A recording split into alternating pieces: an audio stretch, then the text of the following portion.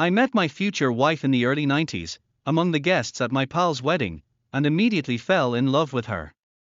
We met for 6 months, and then decided to get married. We had a modest wedding celebration and we were happy. Our marriage union was already the second for her. She broke up with her ex-husband a year before our meeting with her. Something did not work out for them. I did not climb into her with questions, because I believed that there was no need to excite her soul, and she herself told almost nothing. My spouse is beautiful, smart and gorgeous hostess. I really was very lucky. When we got married, there was a complete collapse and mess throughout the state. There was no normal and constant work. She was an orderly, worked in one of the military units. And I, in addition to my main job, managed to earn extra money in 2 more places. It seemed to be good. I really wanted my family not to need anything. From the very first day of acquaintance, he turned to his wife very reverently, loved her to the point of madness, in the literal sense of the word. He carried in his arms, considered him the most dear and close person. It was 2 years of marriage, and we could not have children. It hurt her very much. She was very worried, predicted to me that I would leave her because of infertility. She was given a terrible diagnosis.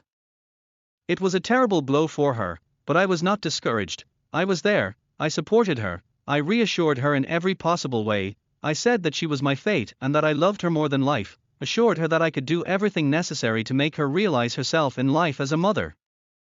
Because medicine can now do a lot. She believed me, smiled, and for the sake of her smile I was ready to give all myself, if only she was happy.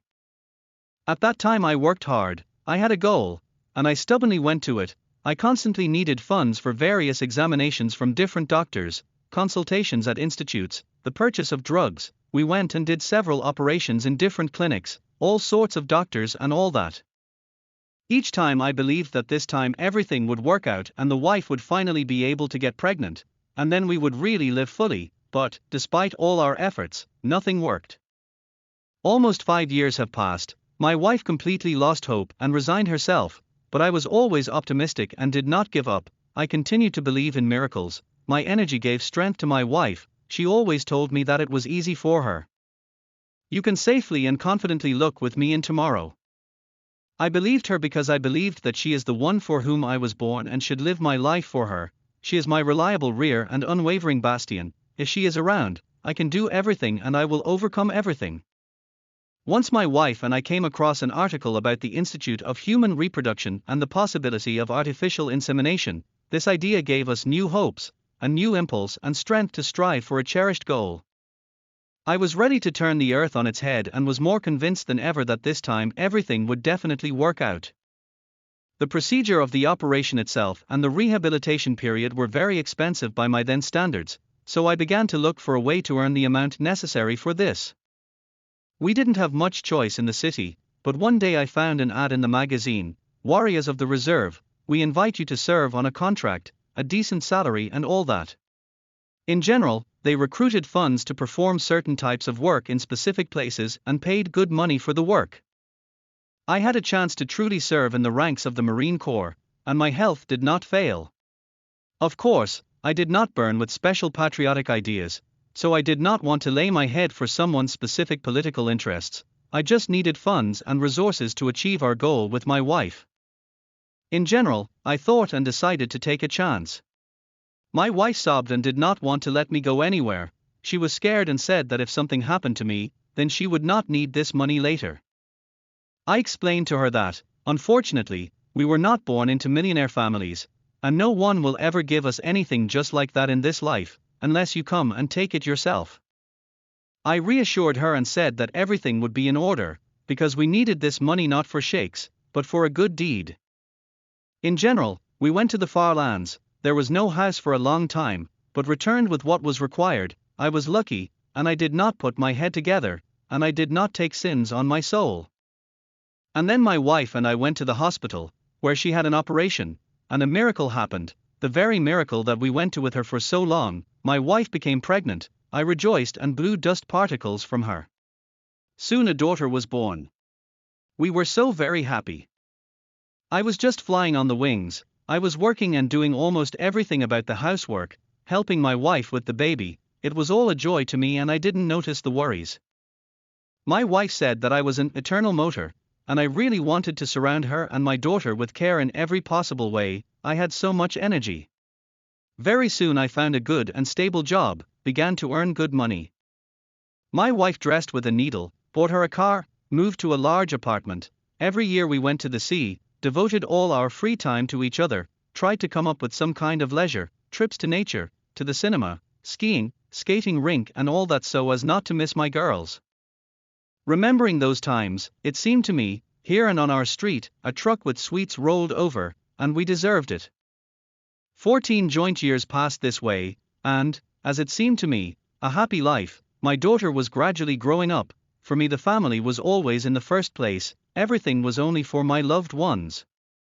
It did not seem to me that my life was ordinary and monotonous. There were no scandals in the family. I, out of respect for my wife, bypassed any reasons for her dissatisfaction, and if something did not suit her in small things, I was the first to compromise. I tried to always pay attention to her as a woman. I don't remember the day I didn't tell her how much I loved her and how dear she was to me. When they lived badly, I always found opportunities to arrange pleasant surprises for her, flowers, gifts. She always really liked it. In bed with my wife, too, everything was fine. I do not adhere to conservative views, and it seemed to me that we are absolutely frank and trust each other. I tried to sensitively respond to all manifestations of my wife's interests and, in my opinion, everything was harmonious. And she herself always said that everything suits her, and I fully satisfy her needs. On the issue of jealousy, I can say with confidence that I never felt jealousy for her. She did not give me any reasons, although she worked as a medical worker in an almost male team, a military unit. At work, I periodically left on short business trips. For 5 to 2 weeks, I was always looking forward to my return home to my beloved. She also always met me with joy and warmth. And then it was like a movie or anecdotes.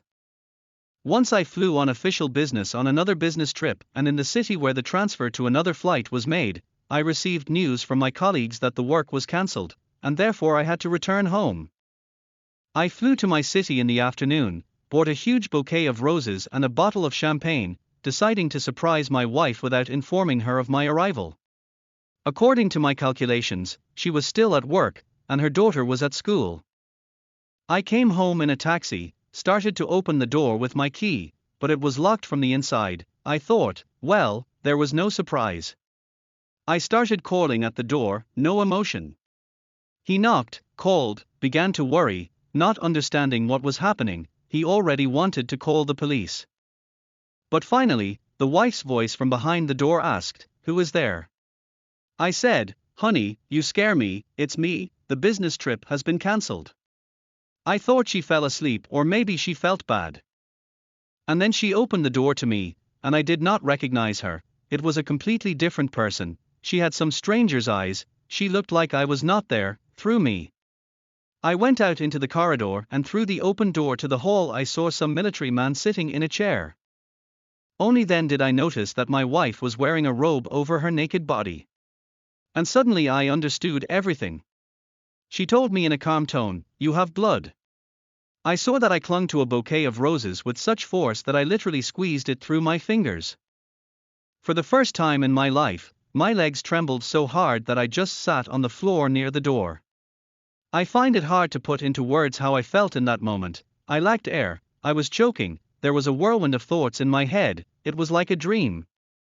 I could not believe my eyes. It seemed that this was not happening to me, because this simply cannot happen to me. In principle, my wife is not capable of this.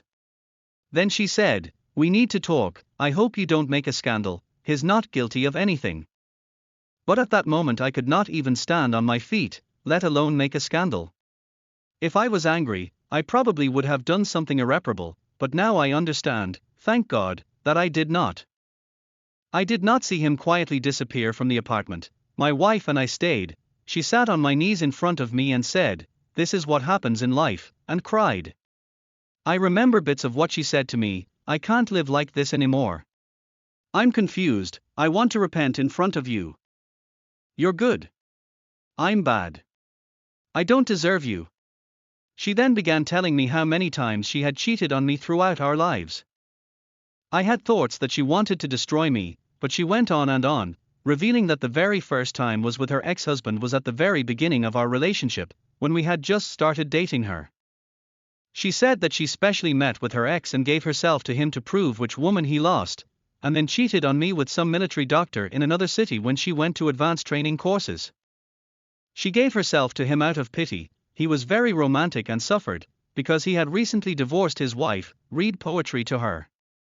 Then there was another military doctor, but already in our city, then another and more, and finally came to the latter, with whom, in fact, I found them at our home. She said they had been having an affair for almost a month and had long wanted to break up with him but had not had time. She said that they always met at work, and that she was nasty because she smashed our house and so on. As I listened to her, I asked, "Why did you do that to me?" She sobbed straight into the scream and said that she could not explain to me the reasons for her act. It was an inexplicable passion and there was no excuse for her, but a decision to make to me. At the same time, she swore that if I found the strength to forgive her, then she would be faithful to me to the coffin. The first days I could not sleep or eat at all. As a robot went to work, coming home just lay and looked at the ceiling, at night poured cold sweat, drank water and smoked without stopping. He did not touch alcohol. The team asked me what happened. They said that I all turned black. The wife saw what was happening to me, and constantly cried, begging for forgiveness. I did not know what to tell her, and therefore stubbornly remained silent, not knowing where to go. My head did not work at all. Later, I wanted to talk to my wife many times, share my soul with her, as has always happened before, say how much I love her, but could not find the right words. There was a lump in my throat all the time that I could neither spit out nor swallow. So it was 6 months in which I kept thinking and remembering our lives, digging in, looking for answers. Maybe it was me and I did something wrong. During this time, I moved away from my wife both emotionally and physically. Thoughts about intimacy with her did not even arise. I became afraid to make love with her. I do not know how to explain. It seemed to me that I was not able to satisfy her, therefore there was no need to go to bed. I am ashamed only. We talked with her on everyday topics. I paid attention to my daughter without prejudice. As before, most of all I wanted my daughter not to suspect anything. Then she was in her early teens, and I did not want to offend her, because she has nothing to do with the circumstances. Then, later, emotions subsided, and the pain in my soul subsided a little. Once I decided to talk to my wife and told her that I did not hold evil and resentment against her. I love her as much and I am ready for her in fire and water. I told her that everything that happened probably changed something about me, but I can't yet understand what exactly. I think it will take time. I asked my wife to promise me that if life with me does not become as she would like, let her tell me about it right away. I will not keep it. There is no need to lose time. Life is one, and it can still turn out differently with another person. We became close with her again, but not like before. I tried to be the same as before, but incomprehensible problems with potency began in bed with my wife. From this I ignored myself even more. So another 6 years passed, and the family was always in the first place for me, and the question of whether she cheats on me or not, I was no longer interested. She was just as beautiful, intelligent, a great hostess and a good mother. Yes, I forgave her, but something broke in me, everything burned out in my soul, emptied. This poisoned me to the bone. My indestructible bastion collapsed like a house of cards, and for some reason there was no feeling of new. Over time, I became a different person. The true meaning of the word treason is that everything has changed. I have changed. I remembered with a smile those days when I wandered away from home, earning money for the birth of my daughter. Then the phrase was written on my unloading backpack: what does not kill us makes us stronger. After a while, I suddenly stopped feeling the inner load that had weighed on me for so long. Strange all this, very strange. I tried to comprehend and understand what prevented me from changing my life before. I don't know. I was always optimistic and believed in the best, hoping that everything would work out and be good. And everything really worked out, but at the same time something very important left my soul, the very thing that gave the meaning of the existence of our marriage, the very thing that prompted me to go forward. My wacky responsibility dictated to me that I couldn't give up and just leave because it would be a betrayal. But it happened. No, not a betrayal, just like that. suddenly my attitude to everything that happened became different, and I did not feel like a traitor. One morning, waking up, I suddenly felt that my internal changes in my head were over, and, as if waking up from oblivion, I realized that for a long time I had been living not my own life at all, but a completely alien. My wife, who slept next to me, looking at her sleeping, her face, I realized I didn't know this woman anymore. That day in the morning I left the house, turned off the phone, drove around the city, stood on the sides of the roads, in the forest. It is difficult to explain, but I was somehow calm. I felt like a bird that broke out of the cage, as if I had fully paid for all my mistakes. I thought and remembered, and I became more and more aware of my freedom. In the evening I returned home, where I told my wife about everything. The conversation was long, but without reproaches. She burst into tears, saying that she had been waiting for this day all this time. Oddly enough, I felt no more pity for her. I correctly explained to her my understanding of life at that time, and she to me, mine. She asked for forgiveness again and again, and I said that I had forgiven her a long time ago, but I am no longer the person she married. We lived for almost 23 years, all 15 years before the turning point. I lived only for the sake of her and my daughter, and I don't even remember the next 8 years. During all this time, I never reproached her for anything. I experienced everything in myself, but during this time a lot has changed and, first of all, my understanding and attitude to everything. I realized that further marriage to her was a waste of time. The daughter grew up and practically flew out of the family nest. My wife came to terms with this. I think she realized that our paths had separated a long time ago, and we just went, by inertia, side by side. But if you are objective, because in our life there was good, while I was in the dark, nothing existed for me, and I was happy. We filed for divorce. I explained everything to my daughter. She is already quite old and understood everything. We continue to see her, much more often than with his wife. Life goes on. The emptiness that has been echoing in my soul for so long no longer rings. There is no permanent woman, I'm afraid, and I don't want to.